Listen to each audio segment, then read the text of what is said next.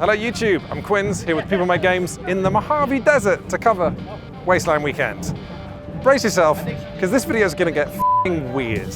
Each year, more than 4,000 people head out into the desert to experience the end of the world. Drawing on post-apocalyptic fiction, but especially Mad Max, Wasteland Weekend is a 5-day immersive event in which all attendees must commit to the theme. In fact, that's what you're there for.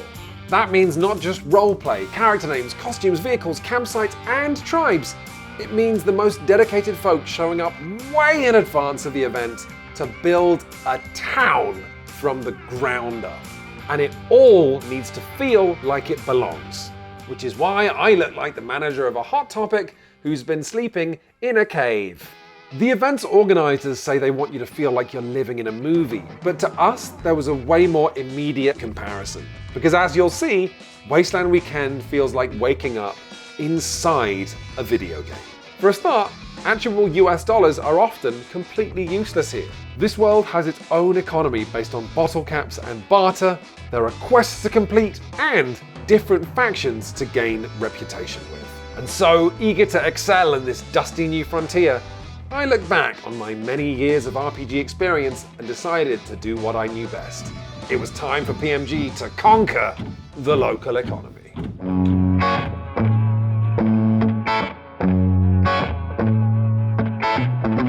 Okay, we are here at Wasteland Weekend for 4 days, and in that time, we are going to try and amass as much loot as possible in the world of Wasteland Weekend. Here's what we're starting with.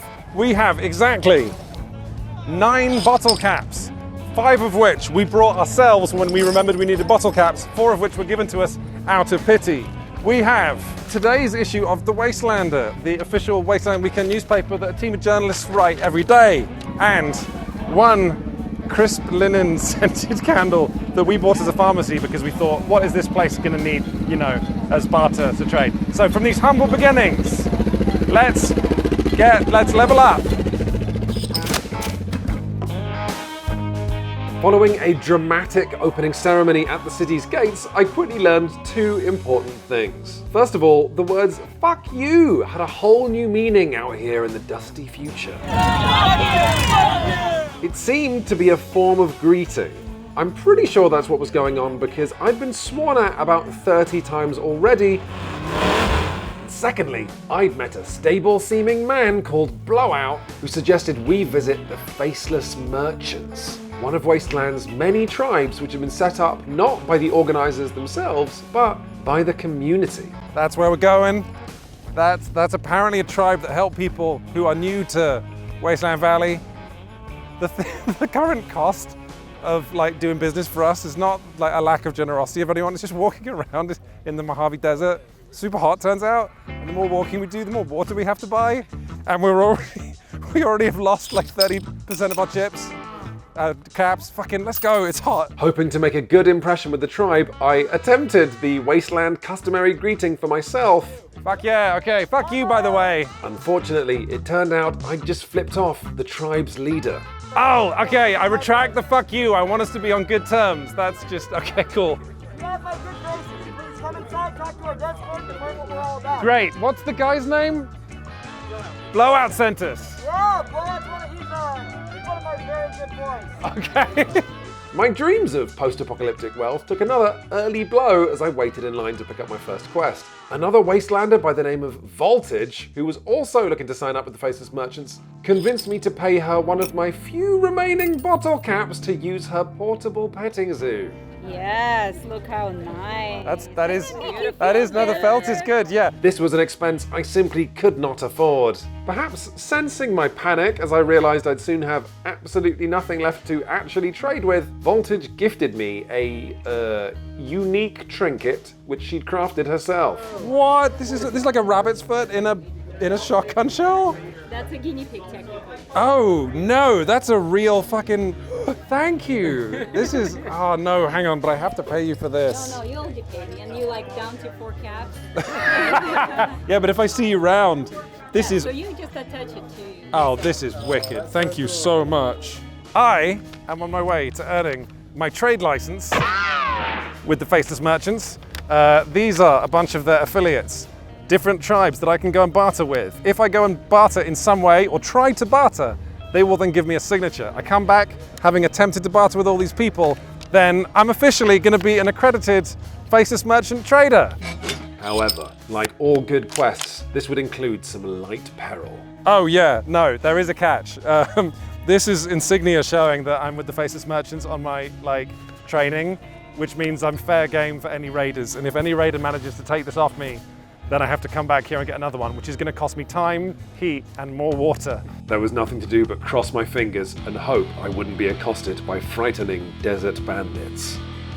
Now, I hadn't come all this way on my own. I'd brought Chris along as well. Although it seemed he wasn't taking my pursuit of market dominance anywhere near as seriously as I'd have liked. They've got a whole editorial team. Like, people, they write the day's news. Honestly, I decided to leave Quinn's to his skeletal rodent feet and find something a bit more hygienic to do instead. And so I tracked down Deadline, the editor of The Wastelander, and asked him if I could write for his paper. He assigned me a story about some gang conflict that was meant to kick off by the main gates that afternoon, and if I wrote just 400 words on whatever it was that happened, I might just have a shot at making tomorrow's edition. And so, with a press pass in hand and even a wasteland name of my very own, Muckraker, I set out to make the front page. While Chris was turning Wasteland Weekend into a topless extension of his real-life job, I had to hoof it back to the car park to pick up a scarf to become faceless. Okay, face covered. That is the Autumn Pact. Let's do my first trade. The scented candle is gone. Oh, really? Yeah, no, we did it. We have to do a fucking trade, Chris. Well, what did you Most get? important thing, I got my first signature on the path to being a merchant. Okay, but what did you get for the I know, well, you're not going to love this. But I did get 3 items. That candle was from... I know, from but I got 3 items. Dollar Family. Oh. Okay, yeah? Yeah? Yeah. Oh, it's a shotgun shell. Whoa. No, it's a lighter. Oh, dude, this is what you're talking about. I wouldn't love this. I love this. This is great. And just a dumbwaiter, you know, for when you need to. Oh, It's rusted. It's rusted no. shut, but we won't He show didn't that tell to you that, people. did he? Okay, They had a good. box of junk. And so there we were, our very first bit of Wasteland bartering. Did I love the items we'd received? No. Was I relieved to get rid of the scented candle that we now realised was shamefully off-theme? Yes. Step 2, merchant quest complete. We traded our very fine bottle opener, waiter's assistant, for. Oh, I need to get better at this if I'm ever going to be a grown-up merchant. A spooky photo. In what was becoming a troubling pattern, the second merchant I visited also took pity on me after I junked the water she'd offered with the urgency of a British games journalist who now found himself out in the California desert. She offered me a sun reflector and a map free of charge and reminded me to take regular breaks in the shade. Monopolising the local economy, however, doesn't allow for breaks, and so it was straight over to the Bolt Cutter clan to trade my tiny haunted portrait for a hand-stitched patch of a big tarantula they'd seen twice when setting up their tent the day before. They also encouraged me to give myself a wasteland name. I came up with Corvid. They then politely informed me that Raven names were totally played out. And so we workshopped it to Carrion, and I was on my way. It doesn't get any less intimidating walking into a place that looks like this. Oh wow, you're actually pretty stocked, huh? I was just given a reflective screen. Don't know if this is of interest to you. If it's not, don't worry, I got other stuff. I have some sunglasses of questionable quality. And I have a lighter that is also a shotgun shell. And it works. Okay, they're all pretty great. I like all of them. Yeah, good. Why Glad don't to you hear take a it. Look, I got more stuff here. Immediate, yeah, no, this is, we're pretty sold on this immediately. I'm interested in this as well. All right, let's make a deal. What about sunglasses and the lighter for bottle cap, chain, and a fan? You know what? I could make that deal. I think this is genuinely cool game design, right? Because I took on this quest, I thought this beginner quest would be nonsense. But look, I have to go to like all these different, I had to get this map. I had to find out where all these little merchant stands are. And like in doing this, I'm kind of participating in Wasteland Weekend because I'm bartering, I'm meeting people. I've acquired a nickname. My nickname is now Carrion because a woman is making a patch for me that I'm picking up tomorrow. And like I'm learning the layout and I'm learning like, I don't know. This is a better first quest than plenty of video games I've played. The next trader I visited wasn't actually open yet. And so here I was, confronted with an exciting opportunity to decide upon the morality of with Carrion, the trainee faceless merchant. Okay, here's what we're going to do. Because one of the things I'm learning on the merchant route, the merchant needs to make their own luck. So I'm going to forge their signature. I can absolutely do that. I found out I could do this the moment there was a woman over there who said, what should I write? Should I write my name? Which when it became clear there's not a system. So I'm going to exist in that lack of a system. And I'm still going to do like 9 of the 10 things.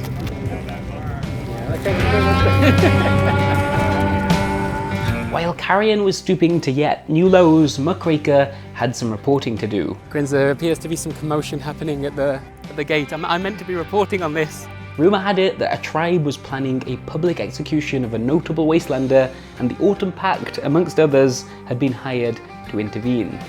Excuse me, I'm with the Wasteland Communication Corporation. Do you know what's happening here? What's going on? Fields is attempting to rescue someone. I'm not sure who. All right, a rescue attempt. Okay, Yes. That's useful. Thank you. It now appears to be a photo shoot. I'm not entirely sure. This is going to be a rubbish story. Hello again. I've met you before. I'm with the press. Okay. What's going on here? Do you know what the general vibe is? Because someone said that somebody was being rescued, and now it seems like it's a photo shoot. I have no clue, bro. Okay. All right. Me neither. Okay. Good. Good. For the record, I am usually a better journalist than this. I'll tell you what, if you're gonna watch the show, Yeah. you might want to stand out there because that's where he's gonna be. Oh, out there. Okay. we're Thank gonna you. we're gonna march over there. Thank you. Thank you. I've had an inside tip. The rescue attempt is happening out here. Oh, there's another tribe, Quinns. There's another tribe. Oh, that's Captain Finn.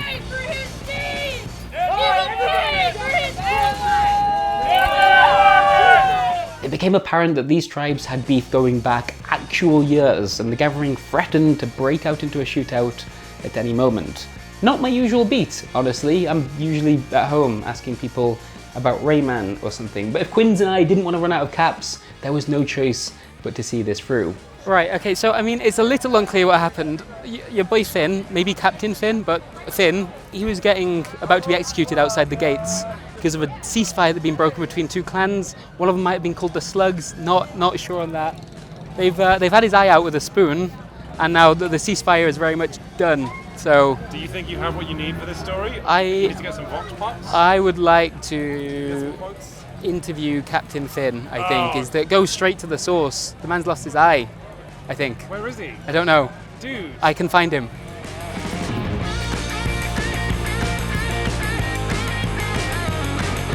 Oh, he's not looking in a good way, Quinns, I'll tell you that. With a few waves of my increasingly grubby press pass, I was able to secure an exclusive interview with the now one-eyed captain for the Wastelander. Physically, how are you feeling, Finn? I feel much better.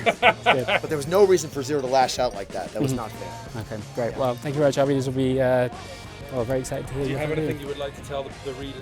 Yeah, The readers? Yeah, WCC. Oh, the Tomorrow's paper? print, tomorrow's paper. Oh man. Wear your safety goggles. Thank you very much. Thanks, Yeah, Finn. thumbs up. Cheers, Finn. All right. Deadline's going to pay real caps for this. I've got to say, like, straight to the source. I'm a bit embarrassed about how bloody filthy my press pass is. Did you see when I showed it to Finn? I feel like it almost repelled him, and the man was covered in blood. I need to get that sorted. But yeah, journalism, easy. It still exists, wasteland or not. Okay, halfway through the merchant's journey now, and I'm celebrating. I have bartered for a Sapporo premium beer, and then as a free extra. You know, sometimes you get like prizes with beers. I got this. I was told it's Deathclaw repellent. I'm pretty sure it's just something that the bar wanted to get rid of.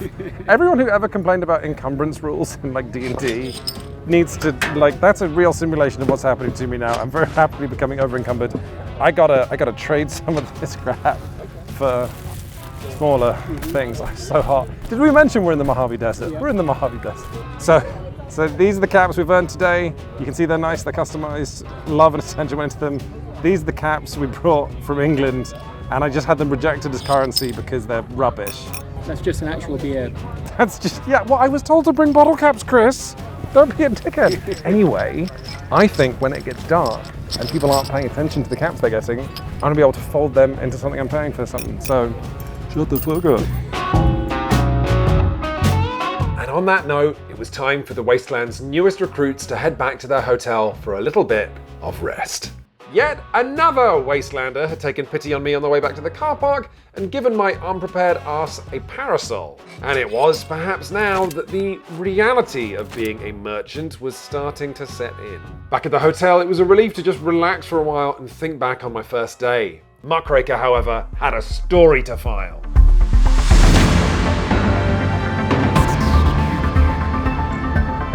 We returned later that evening and the wasteland had transformed into essentially a giant party in the desert. Drinks are now being served at saloons, bars, and even a casino, although you still don't pay for them with dollars, known here as old world money. Instead, you spend your bottle caps, or you trade jokes or stories, and you'll get some form of alcohol in return. Will you always know what type of alcohol that is? Absolutely not. Just this evening, we'd be told that we were drinking gasoline and something called pussy juice. I got the impression that now wasn't really the time to try and offload a gigantic fucked up canister or a pair of novelty sunglasses. And so I decided to take the evening off from trading and instead try to get a sense of what this place means to the people who come out here every year. What's up? If it's one word, what does Wasteland Weekend mean to you? Family. This is my family reunion with 4,000 other people that didn't necessarily know that we were related. It's just a family. It's like a place where people could just kind of like be who they aren't in the real world. It's about building a community after there's no more community, and we're just sort of doing it in our own way.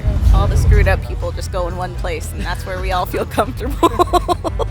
You can be a different persona and just have fun and get an escape from reality.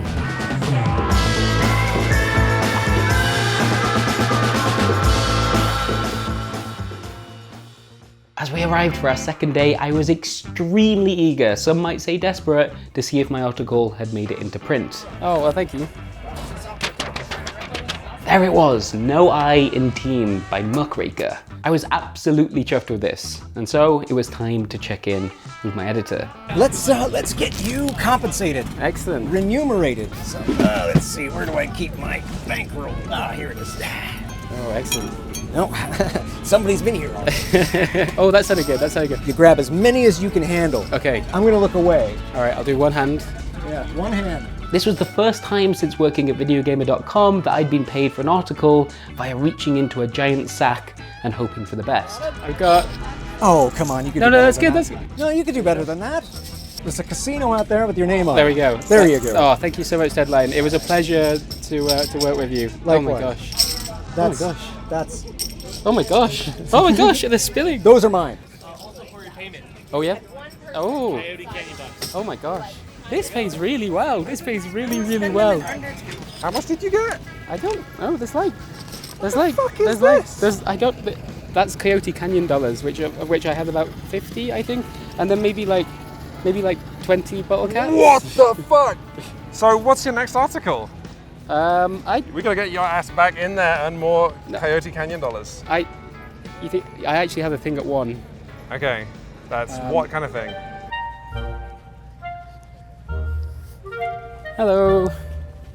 How's it going? Hello everyone. Will you still need life models for at 1 p.m? Is that okay?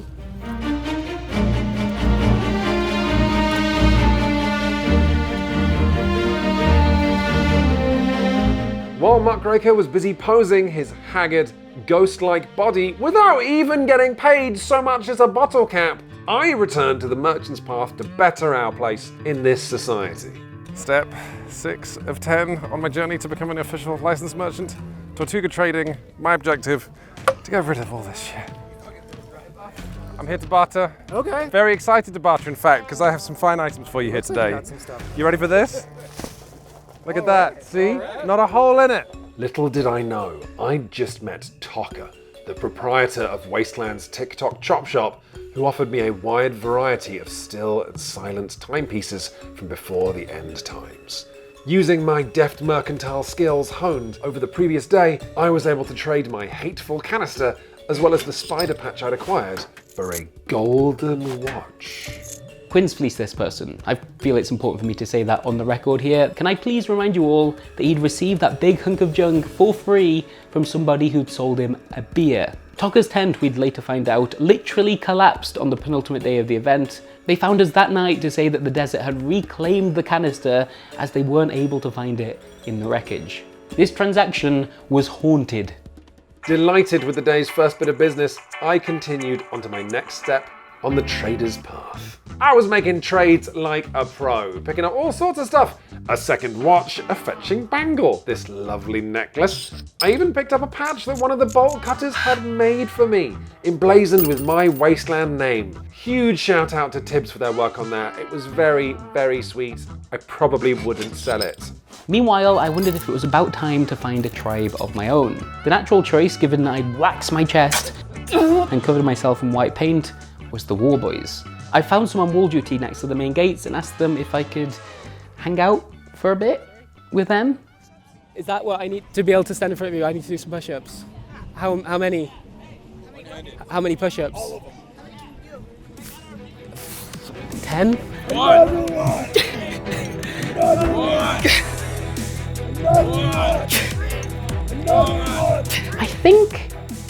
I think they might have been bullying me.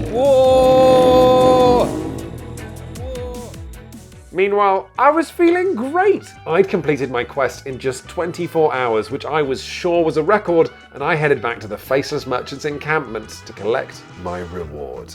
I don't know if this has ever happened before, but you know, if we did that in what, 24 hours, that's 10 signatures. I'm gonna point out we got the black market on there as well. I was informed that the record time for completing the quest was, in fact, a little under 2 hours. Current record is 1 hour and 45 minutes. Yeah, that's pretty not real though. That's pretty not. That's probably someone just like playing with you.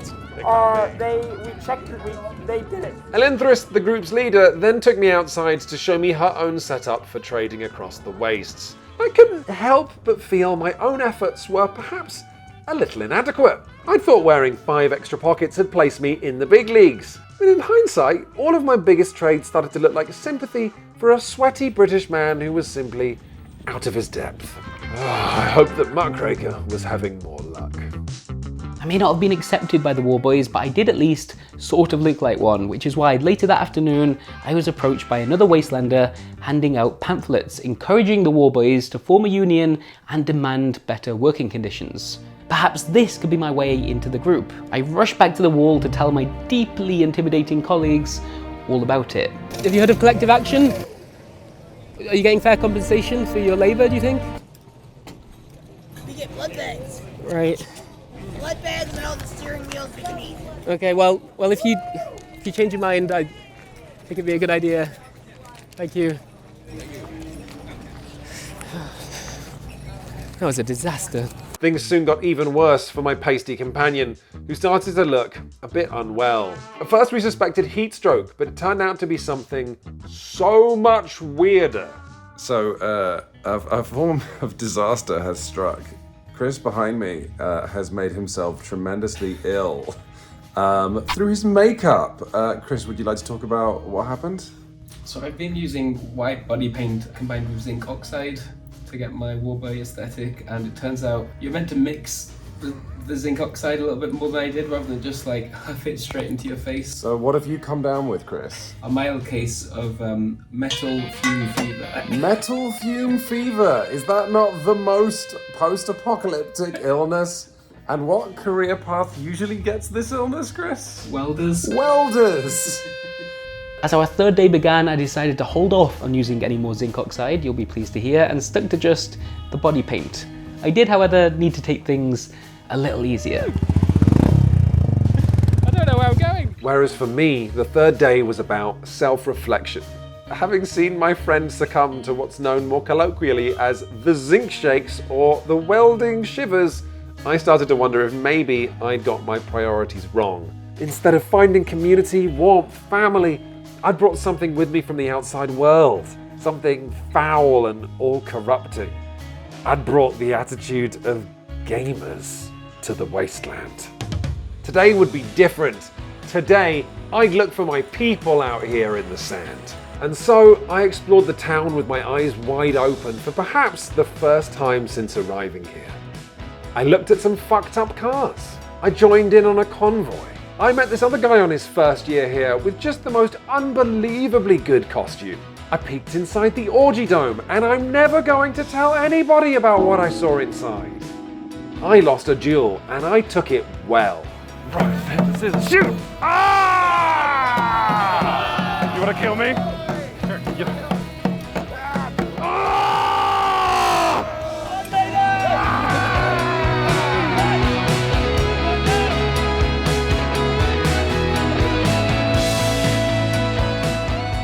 I lost at checkers, and I took it worse.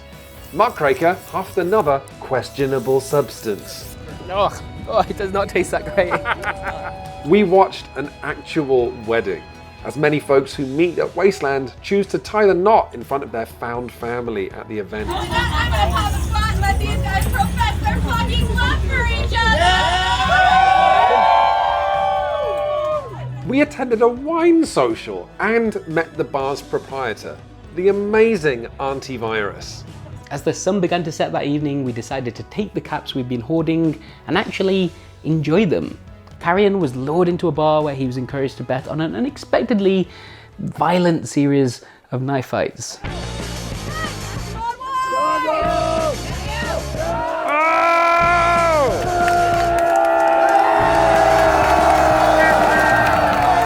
got $40, 40 coyote dollars on Hard Ass, the guy with the ponytail. And then there's the topless dude who looks like he's killed a man.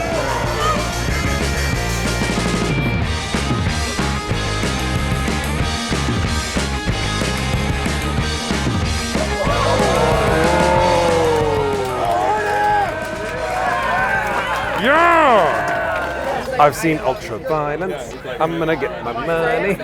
Running high on actually winning his bet, Carrion got talking to a man who gifted him a 3D printed dice that was also a replica of the exact bone he'd broken in the Thunderdome last year. What's the Thunderdome? We'll tell you about it later. It looks like this. It's frightening. Later, we got stuck into the Last Chance Casino. After winning a dice game we didn't in any way understand, and winning again on the world's ricketiest roulette wheel, Muckraker then threw it all away on exactly 2 hands of poker. But he, and I quote, had a really moving time chatting to somebody about Liverpool Football Club. We'd been a bit slow on the uptake, but we were finally starting to realise what Wasteland Weekend was. And it was beautiful.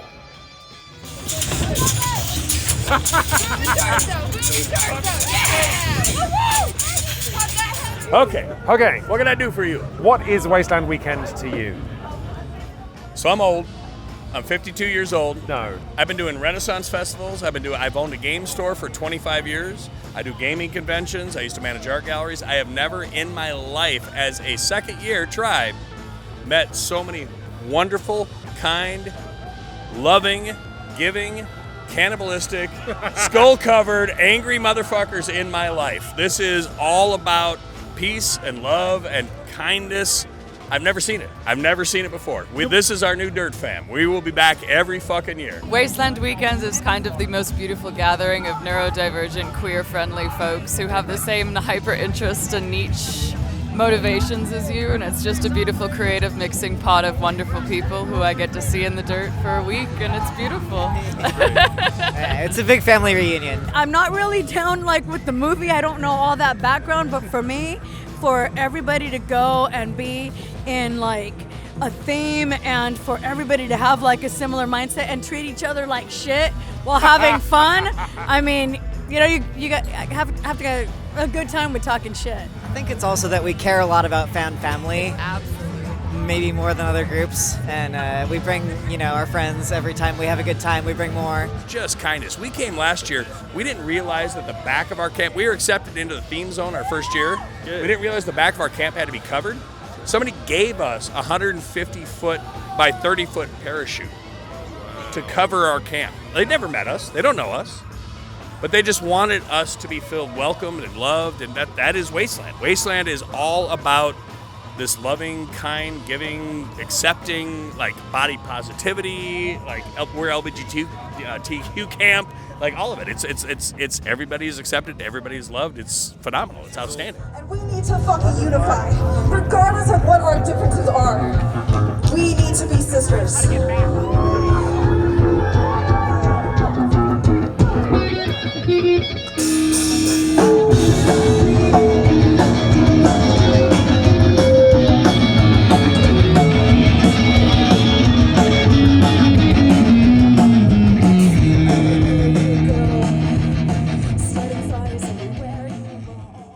Our last day in the Waste was spent catching up with everything that we'd missed because of our, well, fucked up capitalism autopilot, I guess. And so we began by hiking up to the memorial overlooking Wasteland Weekend, dedicated to those members of the Dirt Fam who've passed away. It was an enormously touching thing to stand in front of and read through the many, many messages that had been scrawled and scratched there by those who remember their friends. As we made our way down the hill and back into the town proper, Quinns fell in love with an RC car derby that was just happening there, we didn't realise, with its cute tiny versions of Wasteland's own monster vehicles, although in trying to get some decent footage, he may have gotten a little bit too close to the action. Whoa! Meanwhile, Chris was maybe the only warboy taking advantage of his union benefits. Oh, thank you so much, thank you. That was an ice-cold Capri Sun, by the way. You have no idea how much of a prize that is out here. Later on, we found a place where Carrion could finally atone for the frankly stunning number of sins committed in his 3 days as a faceless merchant. We found ourselves a preacher. Actually, his name was Preacher. We found Preacher. Preacher and his merry band of mud-covered cultists at the Church of Restoration had offered to give me something called a dirt baptism. Praise station, my child, you are reborn. He assured me that my various transgressions over the last few days would be washed away and I'd be made clean once again via the application of loads and loads of filthy dirt.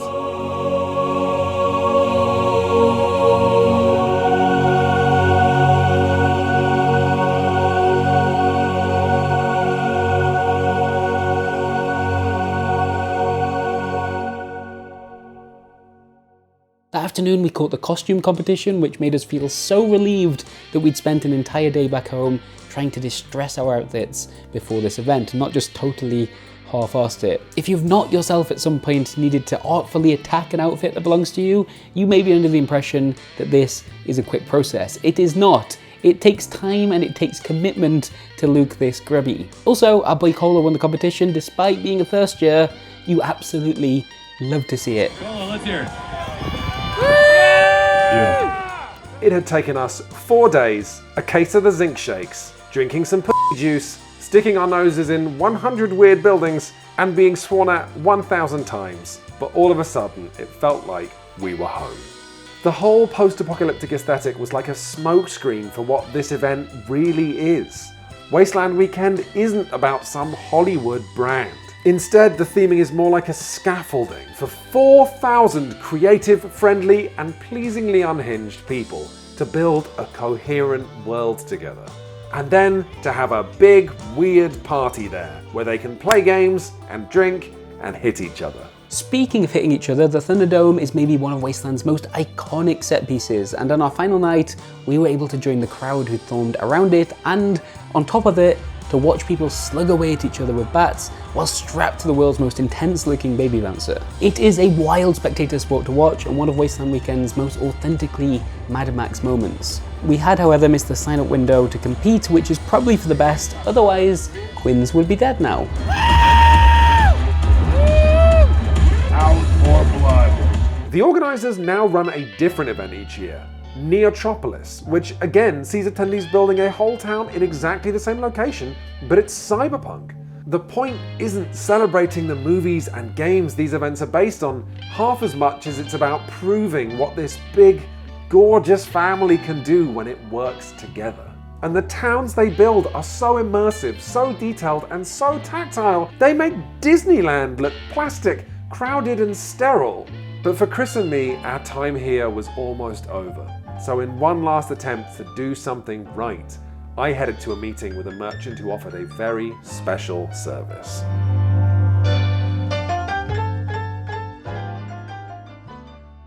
What if I told you, by using this process of time, the power of time, I could deliver a message to you, written by yourself, from the past, by slinging it into the future? Could you? I think I could. The only condition about these letters is that this message needs to be kind. Our journeys are too short to be rude to oneself. They're too dangerous as it is. It's only by being kind to yourself that you can truly find happiness out in this wasted land. Okay. I can do that. Right on. Hey Quins, if this works, you're reading this in the future. I hope that's true, because I paid a lot for this. But in the year I'm writing, the games industry has just seen its biggest ever acquisition, and it feels like more and more of play is falling under the control of giant corporations. And so, future Quins, I just hope events like Wasteland Weekend still exist. I hope communities are still creating things together and caring for one another in such a stridently anti-corporate fashion. The entire time we were here, nobody spoke to us about Mad Max, but everybody spoke to us about family. And that feels like such a special version of what a fandom can be. In a time of enormous mergers in the video game space, and God, almost every other space too, it feels like an act of resistance. So wherever you're reading this, I hope that resistance is still burning bright. Love, Quins. Hello! Oh my god, it's good to not be covered in paint anymore. Also, my chest hair is growing back, albeit very, very slowly. Nature is healing. Anyway, we had an absolute blast making this video. It was outside of our comfort zone for a whole bunch of reasons, but a big part of PMG has always been about shining our tiny spotlight on communities you may not have heard about before now, and doing our best to unpack what makes them tick. Hopefully, this has been a really good example of just that. As most of you all know already, People Make Games is almost entirely funded by you, our audience, which means we get to take some exciting, some may say foolish, risks with what we publish here on the channel. To put it super bluntly, we've no idea how many of you will end up watching this video, but we do know that some of you are going to be really into it, and because of the way we're funded, we're able to make this video for those people without worrying about whether it'll go viral or whether it earns enough money in the end for YouTube advertising to pay for the zinc oxide that I've slowly been poisoning myself with. Roughly 3,500 people are the sole reason we're able to do the work we do here in the way we want to do it. That's the secret to People Make Games, that's the whole thing. And so, if you would like to help fund more ridiculous videos like this one, and also receive some extra goodies like a newsletter, behind the scene videos, and beautiful bespoke art prints, then head over to patreon.com/peoplemakegames. We would be very happy to have you with us. Thanks for watching.